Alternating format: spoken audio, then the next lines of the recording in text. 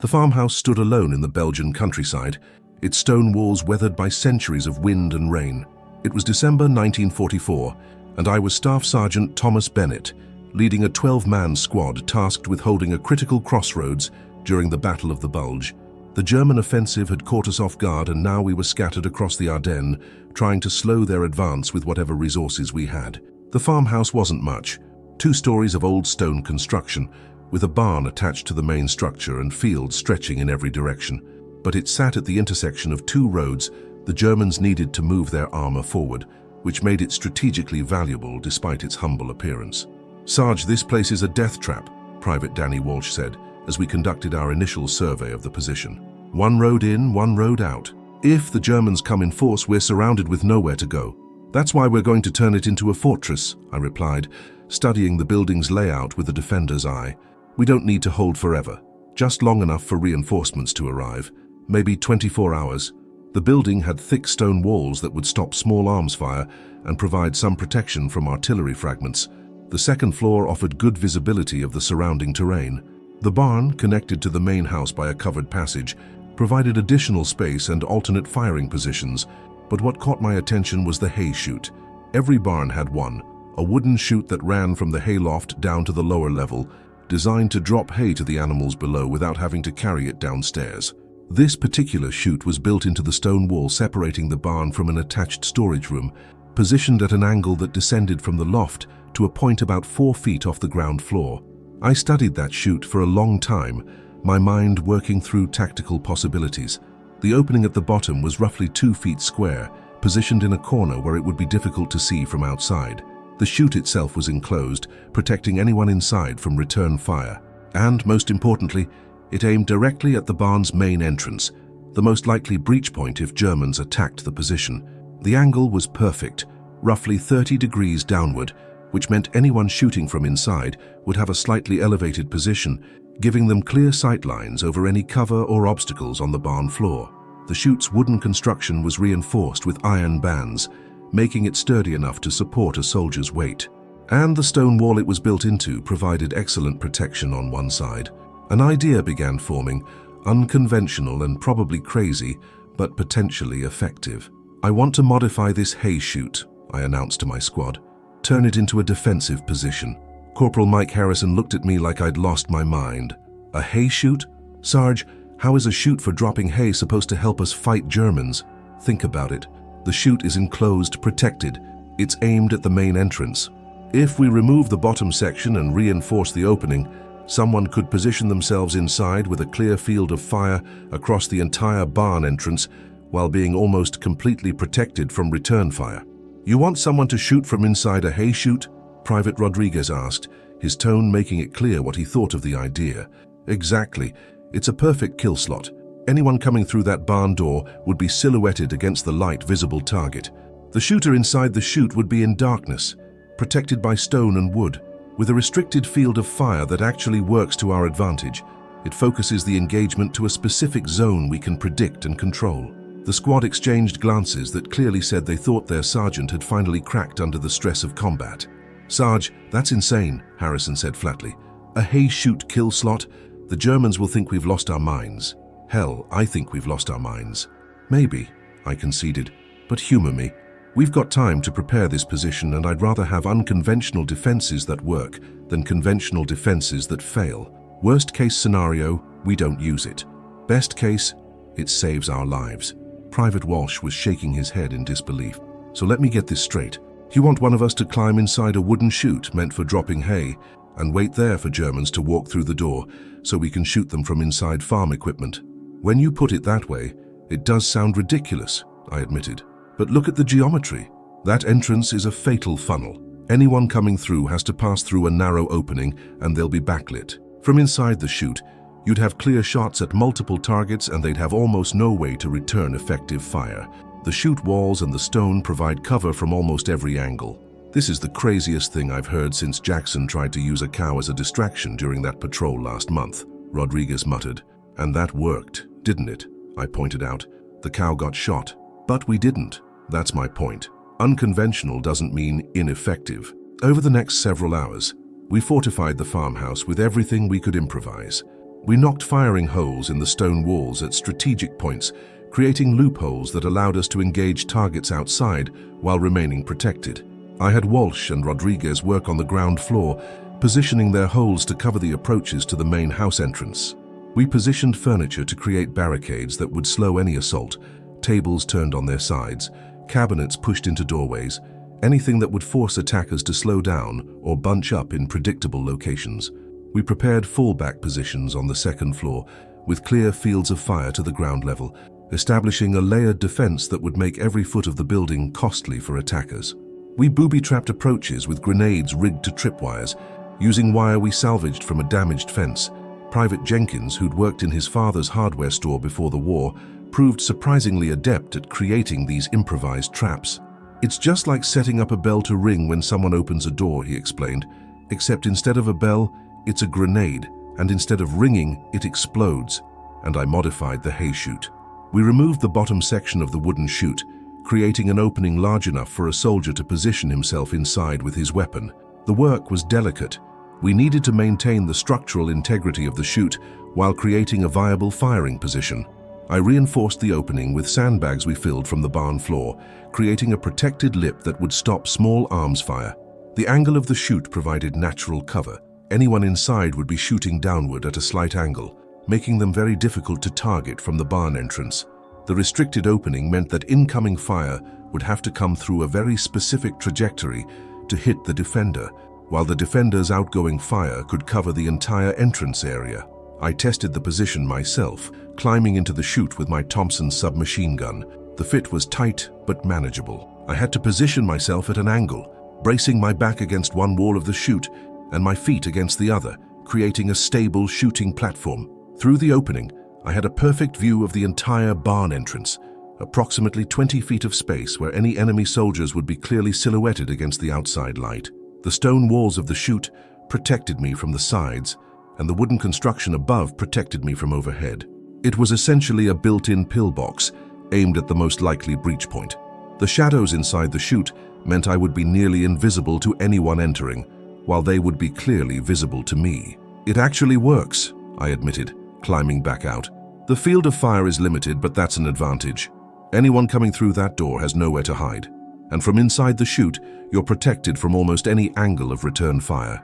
I demonstrated the position to my squad, having them take turns looking at the barn entrance from outside, while I positioned myself in the chute. None of them could see me clearly, even when they knew exactly where to look. The combination of shadows, the restricted opening, and the angle made the position almost invisible from the entrance. "I'll be damned," Harrison said. "I still think it's crazy, but I can't see you at all from out here. And you'd have perfect shots at anyone coming through that door." Private Tommy Chen, one of our best shots, volunteered to be the primary defender for the hay chute position. "If we're really doing this crazy thing, I want to be the one in the kill slot," he said. "But Sarge, if this doesn't work and I die in a hay chute, I'm going to haunt you forever." "Fair enough," I said. "Let's hope it doesn't come to that." We spent additional time preparing alternate positions and escape routes. I was confident in the hay chute kill slot, but I wasn't stupid enough to put all our defensive eggs in one unconventional basket.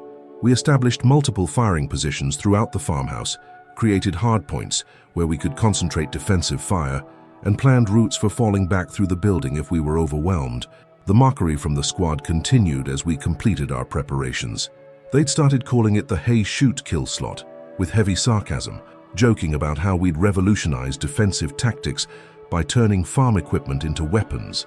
Even the guys who acknowledged it might work treated it as a desperate improvisation rather than a serious defensive position. "When we get back to base, Sarge is going to be famous," Walsh joked as he helped reinforce the sandbags around the chute opening.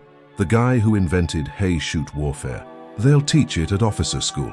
Advanced applications of agricultural equipment in combat situations. Chapter 1, hay chutes," Rodriguez added. Chapter 2, grain silos. Chapter 3, chicken coops of death. "Laugh now," I said, "but if it works, you'll all be claiming credit for helping build it." Jenkins was less mocking but still skeptical. "Sarge, I trust your judgment, but this is pretty far outside normal defensive doctrine. What if the Germans don't come through the barn? What if they breach the main house instead? Then we defend the main house with the positions we've prepared there," I replied. "The hay chute is one defensive option, not our only option. But think about it from the German perspective. If they're going to breach this farmhouse, which entrance looks more appealing? The small house door or the large barn door? The barn is the obvious tactical choice. Easier to enter, more room to maneuver once inside, direct access to the rest of the building through the covered passage. You're betting they'll make the tactically obvious choice, Harrison observed. I'm counting on them being well-trained soldiers who follow standard procedures, I corrected. Good tactics are predictable because they work most of the time.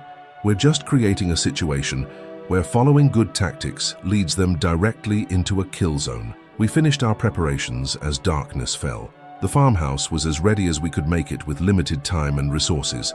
We had clear fields of fire from multiple positions, prepared fallback routes, multiple defensive layers including the unconventional hay chute position, and enough ammunition to hold out for at least 24 hours if we were disciplined with our fire. Now we waited. The waiting was always the hardest part. We took turns on watch, 2 men at a time, while the others tried to rest. But nobody slept much. The cold was brutal, seeping through our uniforms, despite every effort to stay warm. And the knowledge that German forces were out there pushing through the Ardennes kept everyone on edge. I spent part of the night reviewing our defensive plans, making sure every man knew his position and his role. Chen practiced getting in and out of the hay chute quickly, timing himself until he could enter the position and be ready to fire in under 10 seconds. Walsh and Rodriguez rehearsed their crossfire patterns from the ground floor positions. Harrison and I coordinated the second floor fields of fire to ensure we had overlapping coverage. "You really think they'll come, don't you?" Chen asked during one of these preparation sessions. "We're sitting on a crossroads they need," I replied. "They'll either come to secure it or they'll come to eliminate us as a potential threat to their advance. Either way, we'll have company before long." "And you think your hay chute kill slot is going to work?" "I think it's going to surprise the hell out of whoever comes through that barn door. Whether it works depends on how well you shoot when the moment comes." "No pressure then," Chen said with a weak smile. The Germans came at dawn. I was on watch on the second floor when I spotted movement on the road, a squad of soldiers moving cautiously through the pre-dawn darkness. I counted 9 men, all carrying the distinctive silhouette of German weapons and equipment.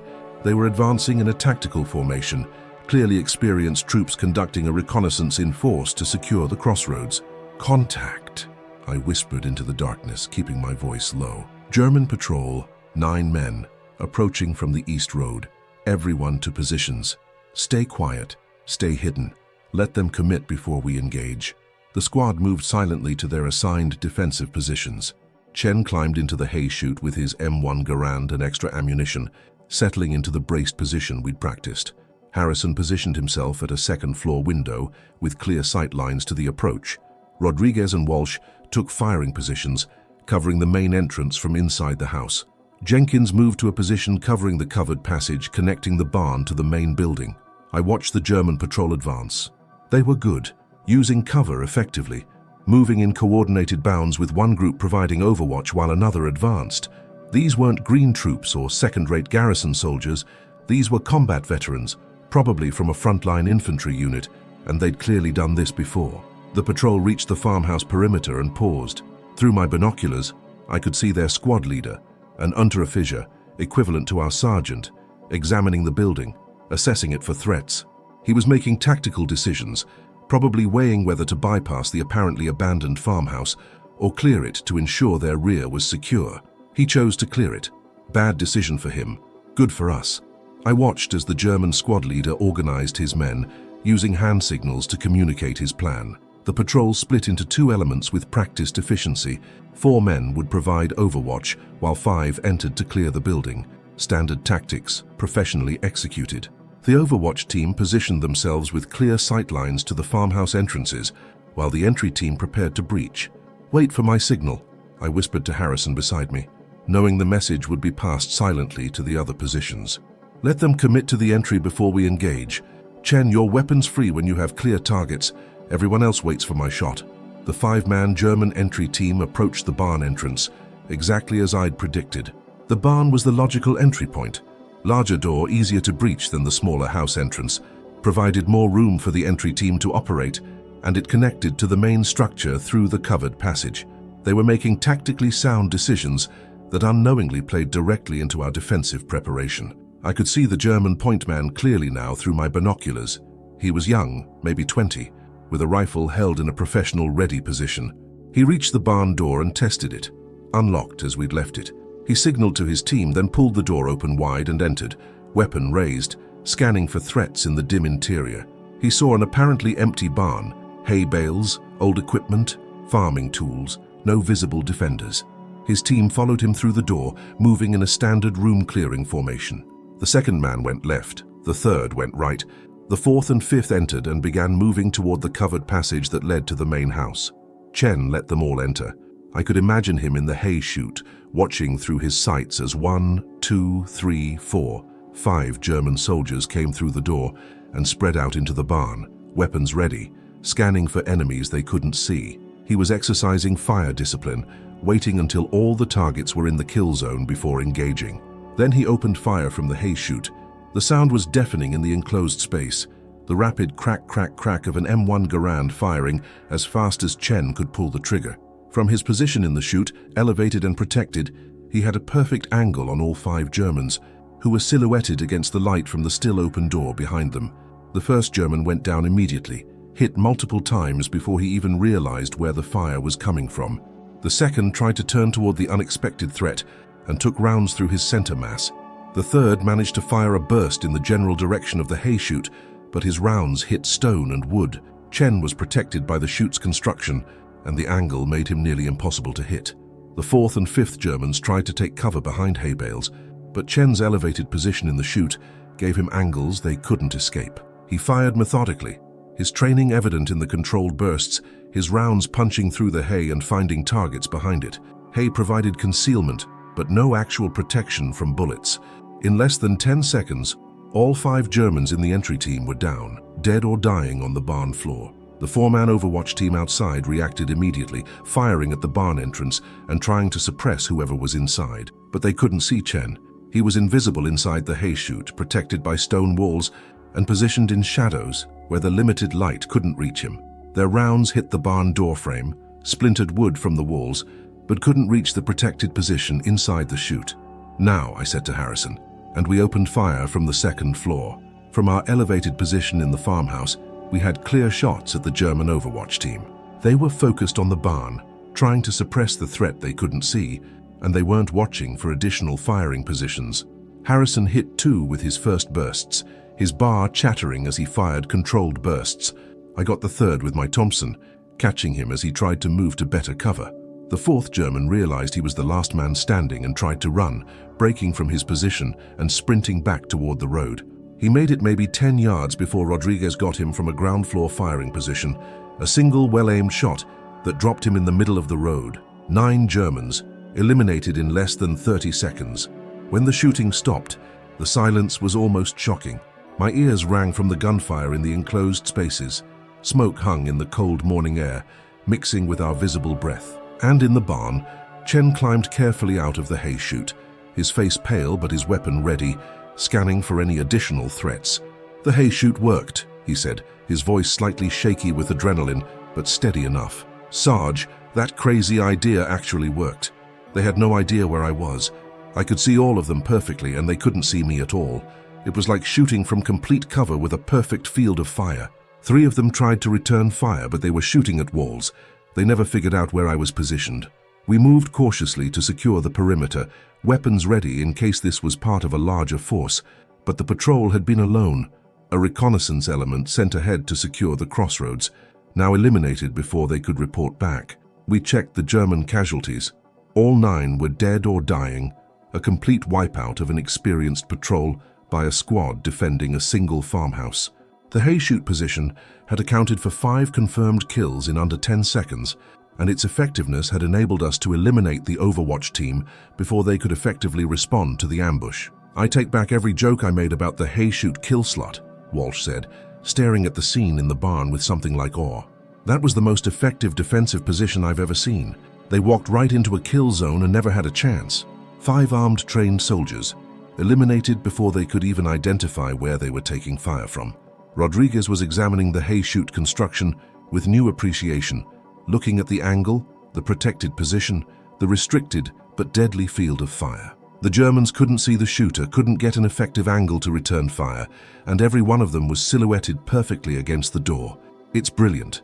Completely insane, but brilliant. Harrison was more analytical. The restricted field of fire actually worked in Chen's favor. He didn't have to scan a wide area or track multiple targets moving in different directions. Everyone who came through that door entered his kill zone, and the angle meant they couldn't take effective cover. It's like a built-in ambush position. Jenkins examined the German casualties, professional interest overcoming the grimness of the scene. Look at the shot placement. Chen was able to take aimed shots at all of them. No spray and pray, no panic fire. The position gave him the stability and protection to shoot accurately even under pressure. Word of our successful defense spread quickly through the scattered American forces in the sector. We held the crossroads for another 18 hours before being relieved, and during that time, multiple officers came by to examine our defensive preparations, particularly the Chute Kill Slot. Other squads holding isolated positions wanted to know our tactics, and the story of the Chute Kill Slot became something of a legend in our division. Within a week, I was hearing reports of other units looking for similar improvised defensive positions, enclosed spaces with restricted but deadly fields of fire aimed at predictable breach points. I heard Bennett's squad wiped out a German patrol using farm equipment, one captain told me, when we finally linked up with friendly forces after being relieved. Thought it was bullshit until I saw your after-action report and talked to your men. You actually turned a chute into a defensive position. Yes, sir. The geometry worked perfectly. Enclosed firing position with a restricted but deadly field of fire aimed at the most likely breach point. The Germans entered exactly where we predicted, and the defender in the chute had complete advantage. Protected from return fire, elevated position, targets silhouetted against light. Every tactical factor favored the defender. Unconventional but effective, the captain admitted, shaking his head in what looked like a mixture of disbelief and respect. Corps headquarters wants your tactical report. They're considering whether this kind of improvised defense has broader applications. You might have stumbled onto something useful, Bennett.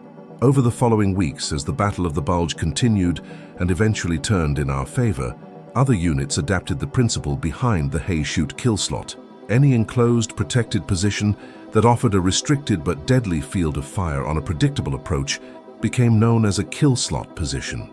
The specific implementation varied depending on available terrain and structures. Sometimes it was modified building features like our chute.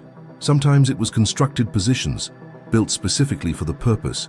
Sometimes it was just creative use of terrain and cover. But the principle remained the same across all variations. Create a position where the defender had maximum protection and a clear field of fire on a zone where attackers would be exposed and predictable. Use the terrain or structure to create advantages that multiplied the effectiveness of individual soldiers. I continued using unconventional defensive tactics throughout the remainder of the war in Europe. Once you've proven that thinking creatively about terrain and structure can create decisive advantages, you start seeing opportunities everywhere. Every building, every piece of terrain, every situation became a puzzle where the question was, how can we use this in ways the enemy won't expect? But the Chute Kill Slot remained the most memorable, the position that everyone had mocked until it eliminated an entire enemy patrol in seconds, with minimal risk to our own forces. Private Chen, who'd been the shooter in that engagement, became something of a celebrity in our company, and even in the battalion. The guy who fought from a chute, they called him. Stories about his shooting spread and grew with each retelling. He took the attention in stride, though he always credited the defensive position rather than his own shooting. Anyone could have done what I did, he'd say whenever someone brought it up. Sarge created a position where missing was almost impossible. The Germans were perfectly silhouetted. I was completely protected, and the range was close enough that accuracy was almost guaranteed. The tactical situation made the shooting easy. The hard part was sitting in that chute waiting for them to come, not knowing if the position would really work or if I'd just be trapped in a wooden box when they started shooting. He was being modest. His performance under pressure had been excellent. His fire discipline in waiting for all targets to enter the kill zone had been perfect, and his shooting had been accurate and controlled despite the stress of combat. But he was also right that the position itself had been the key factor.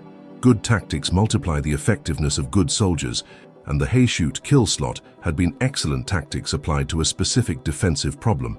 Years later, during advanced infantry training courses at Fort Benning, Instructors would sometimes discuss the Battle of the Bulge defensive actions, including our farmhouse stand. The hay chute position would occasionally come up as an example of creative tactical thinking under resource constraints.